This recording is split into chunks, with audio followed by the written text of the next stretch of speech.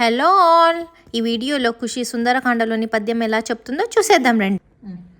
శ్రీ హనుమంతురు అంజనీసుతురు అతి బలవంతురు రామభక్తుడు లంకకు పోయి రాగరాధీరుడు మహిమాపేటురు శత్రుఘాసనుడు జాంబవదీరి నీరండ్ర ప్రేపింపగా సమ్మతించెను లంకేశుడు అపహరించిన జానకి మాతన జాల తెలుసుకొను శ్రీ హనుమంతుడు దేవుడు నాయ పలికెదా సీతారామ కదా నే పలికెదా సీతారామ కదా జై హనుమాన్.